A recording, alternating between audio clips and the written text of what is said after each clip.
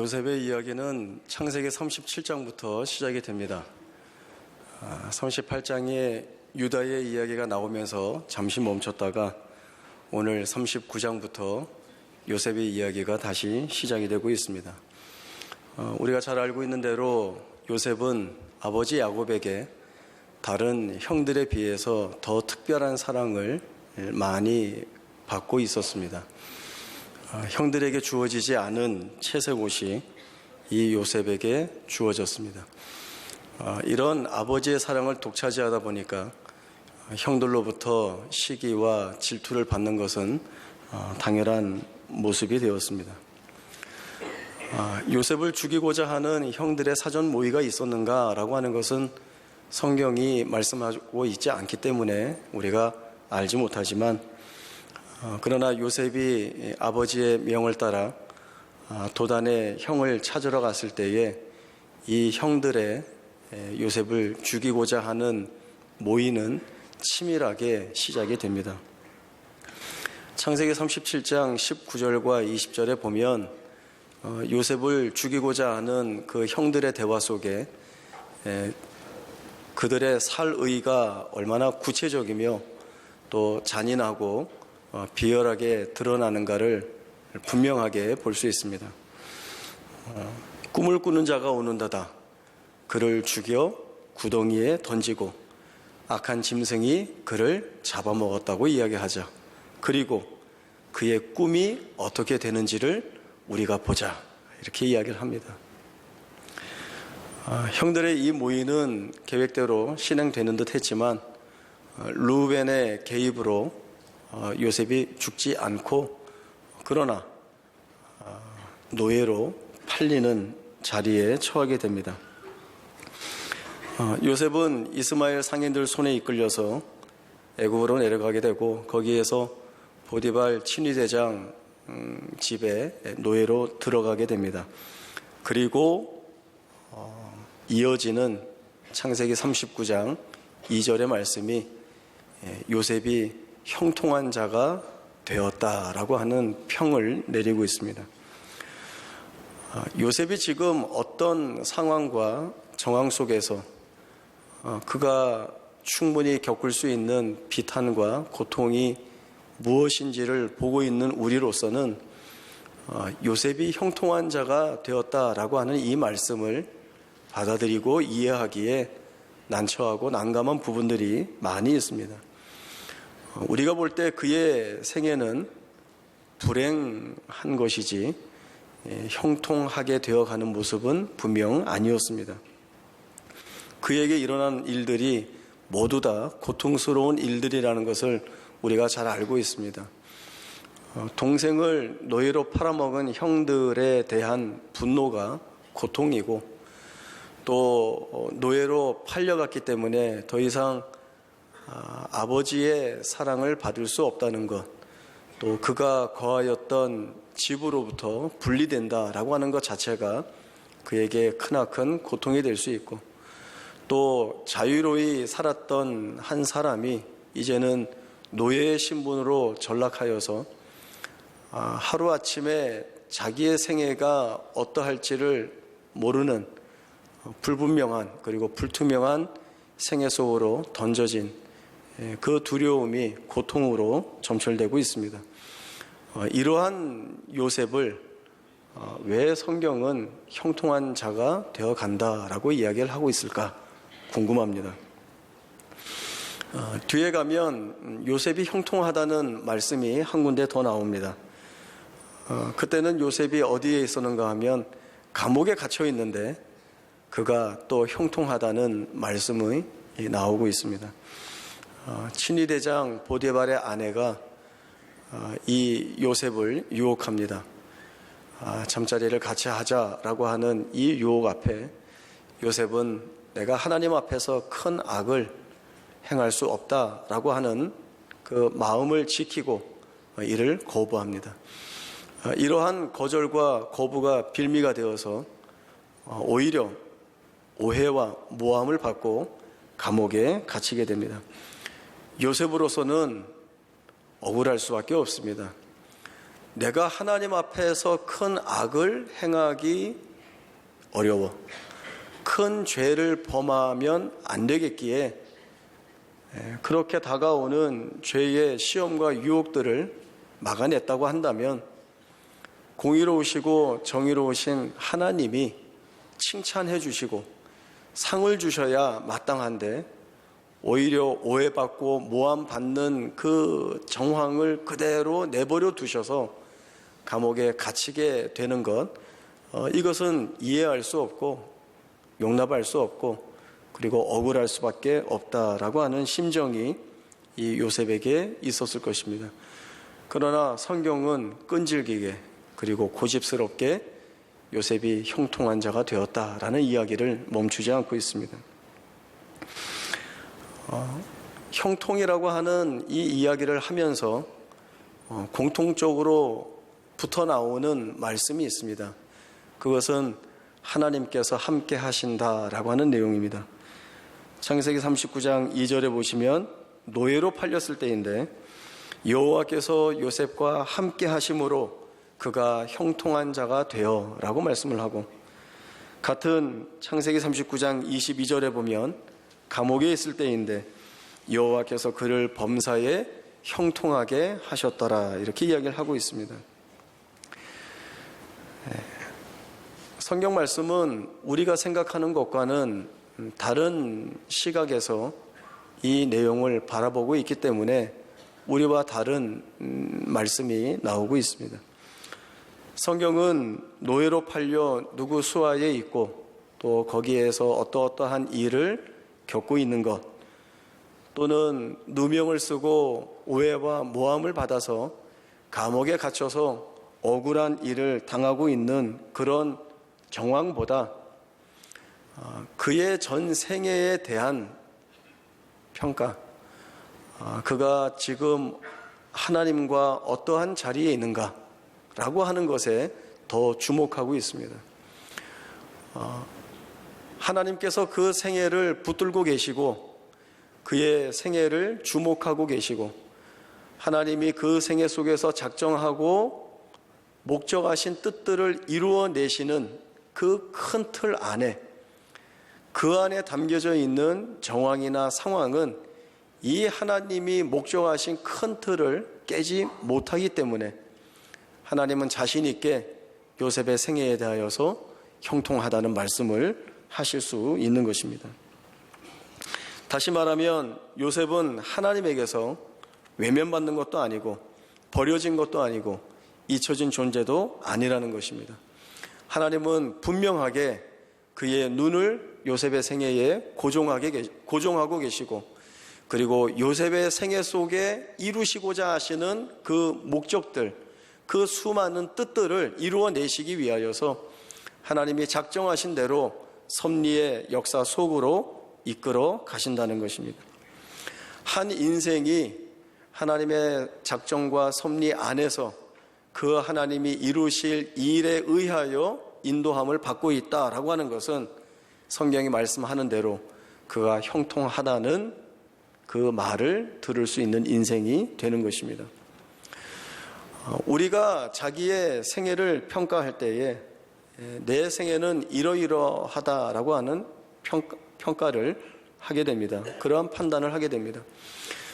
지금 내 생애에 하나님의 뜻이 어떻게 녹아 있는지, 또는 하나님의 뜻이 어떻게 성취될 것이라는 사실보다는 지금 내가 처해 있는 상황, 내가 격렬하게 맞닥뜨리고 있는 이 조건과 정황 앞에서 그 실제적인 내용을 보고 판단을 하게 됩니다.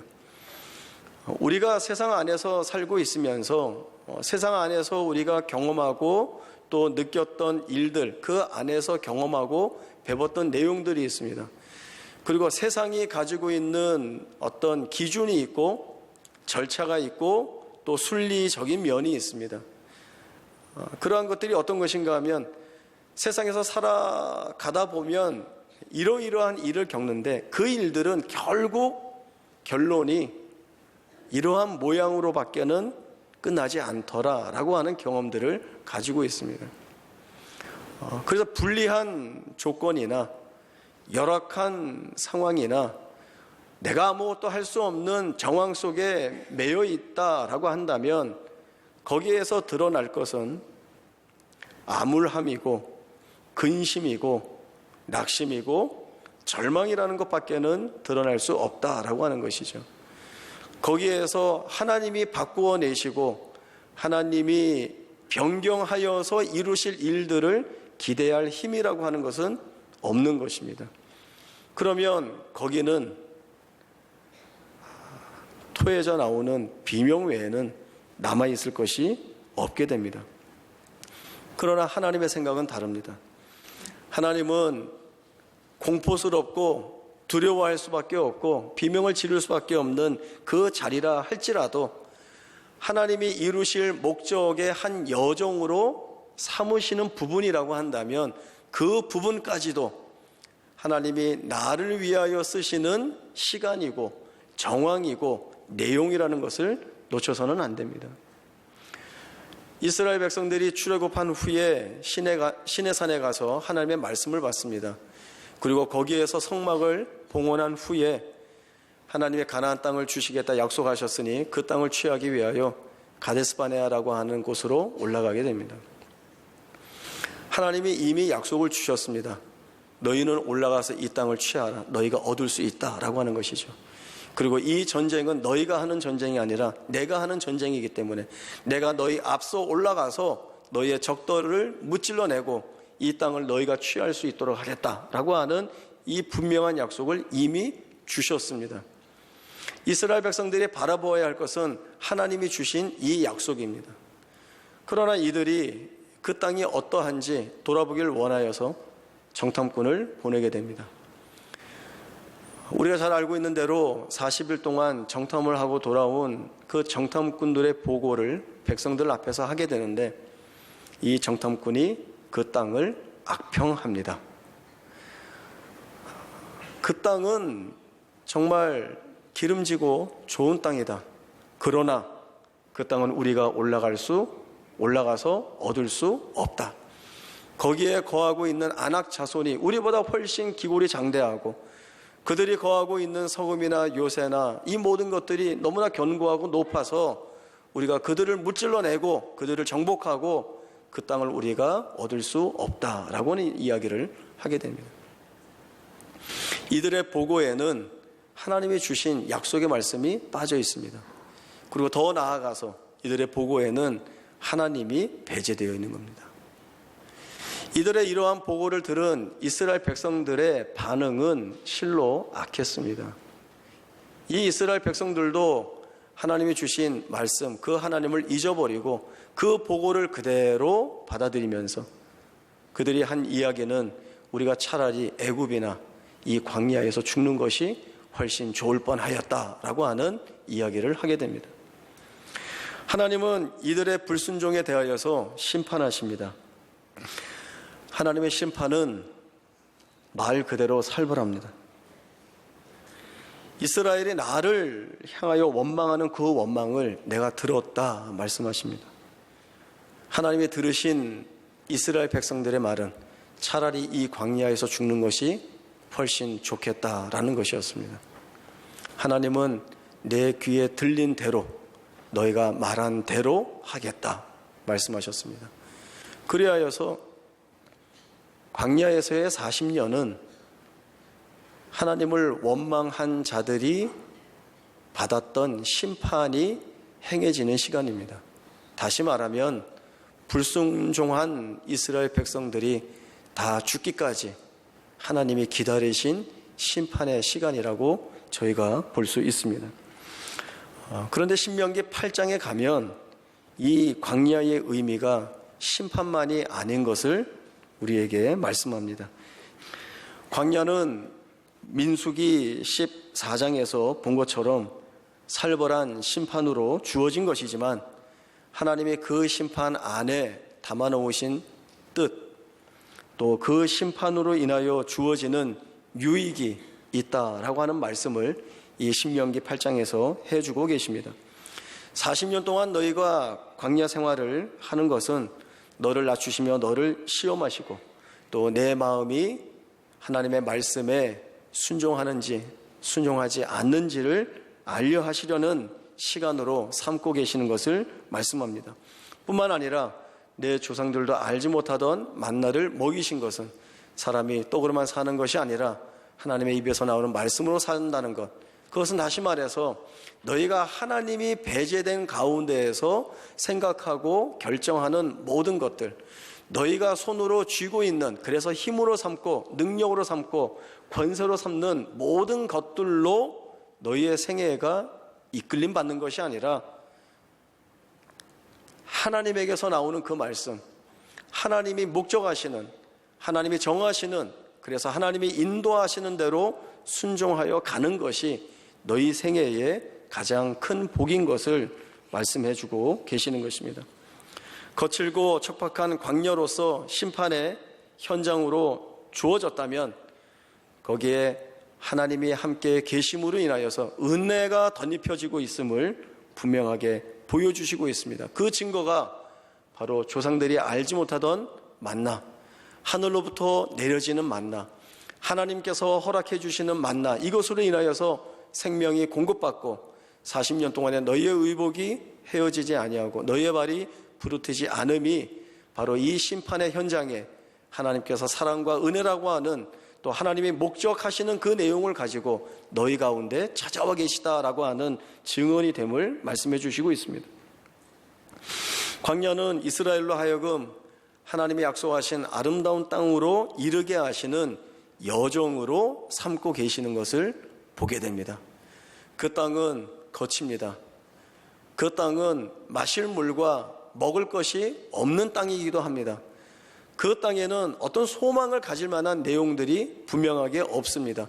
그러나 거기를 하나님이 만나로서, 그리고 반석에서 흘러나오는 생수로서, 그리고 하나님이 구름기둥과 불기둥으로 인도하시는 그 인도하심으로써 은혜의 여정으로 바꾸어 내시는 것들을 우리에게 분명히 보여주시고 있습니다. 우리의 삶이 그렇습니다. 우리가 살아가면서 힘들고 어렵게 느껴지는 많은 고통스러운 일들이 있습니다. 이러한 일들을 바라보게 되면서 우리가 갖게 되는 제일 처음의 반응은 의심입니다. 하나님이 왜 이렇게 하시는가와, 그리고 지금 내가 처한 이 자리에서 내가 무엇을 기대하고 무엇을 소망할 수 있을까? 없다라고 하는 결론 가운데 드러난 의심입니다. 이 의심이 해결되지 않으면 모든 인생은 절망으로 치달을 수밖에 없습니다. 그러나 하나님이 우리를 만나기를 원하시는 자리, 하나님 편에서 볼 때 우리를 만나시기를 기뻐하시는 자리는 바로 이 의심과 절망의 자리입니다.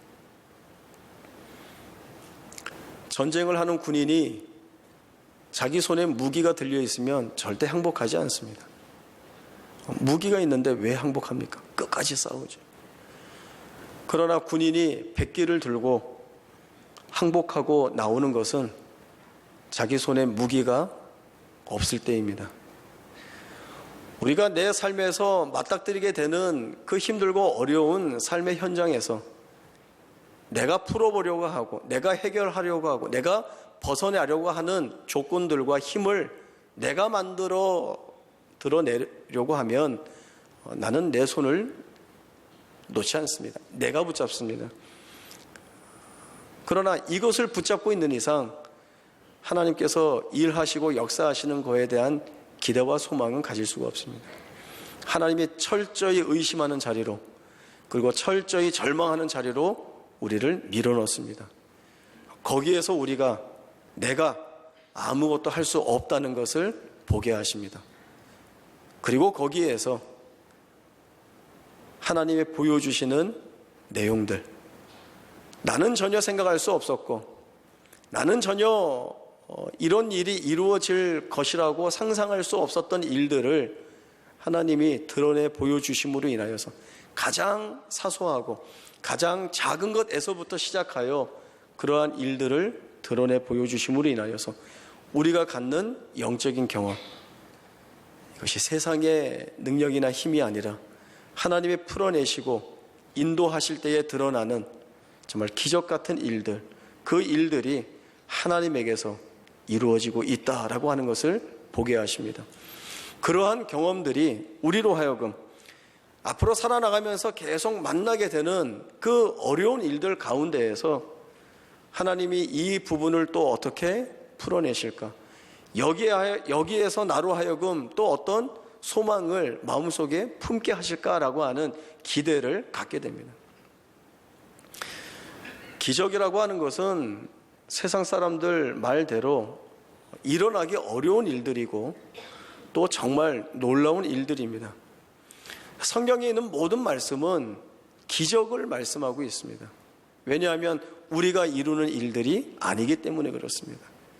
기적이라고 하는 것은 그저 신비하고 충격을 받을 만한 그런 일이기보다는 하나님이 실제적으로 내 삶에 오셔서 내 스스로마저도 이건 아니야, 이건 끝이야, 여기선 더 이상 무엇이 없어 라고 하는 것에서 하나님이 만들어내시고 하나님이 터뜨려내시는 것들을 보게 하시는 것, 거기에서 우리가 반응하여서 하나님 외엔 답이 없습니다를 말하게 하는 것, 고백하게 하는 것, 그것이 바로 우리 생애의 기적인 것이고 또 하나님이 만들어내시려는 기적인 것입니다. 그 고난 속에서 우리가 보게 되는 것입니다.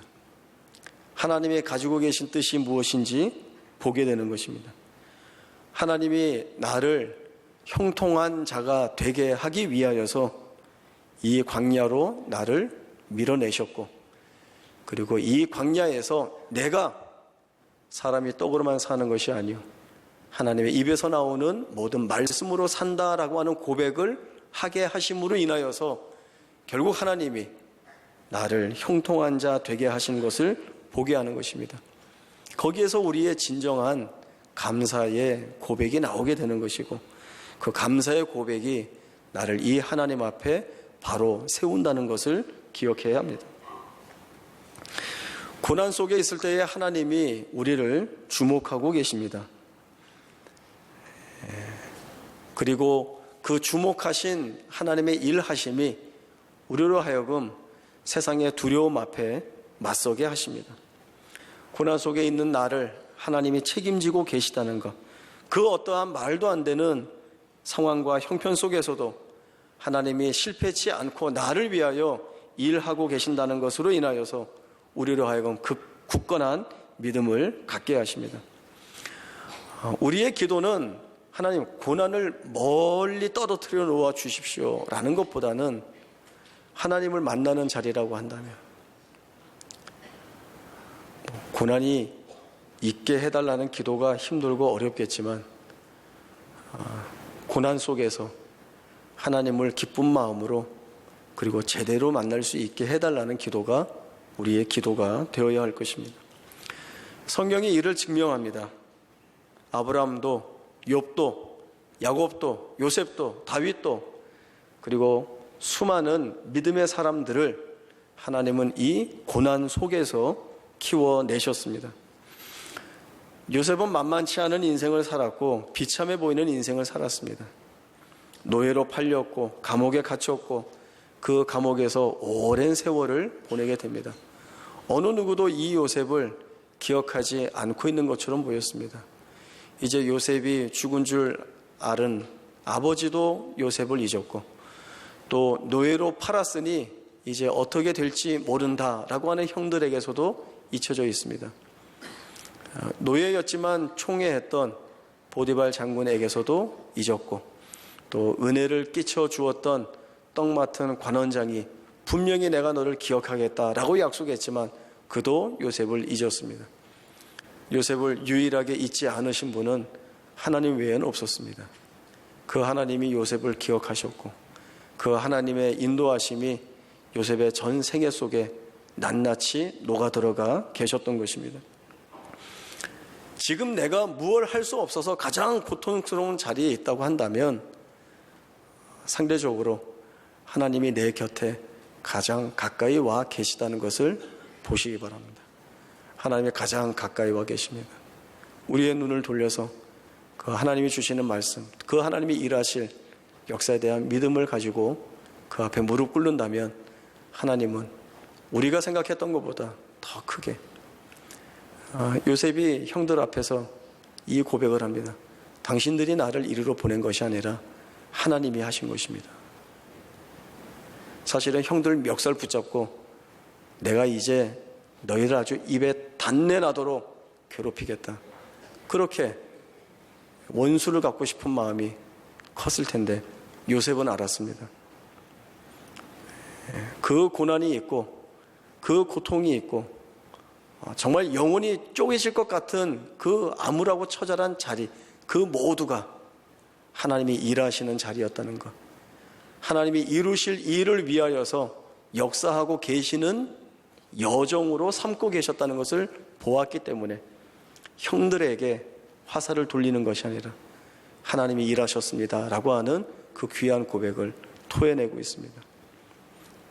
요셉과 같이 우리가 하나님 앞에 드려야 할 믿음 있는 고백입니다.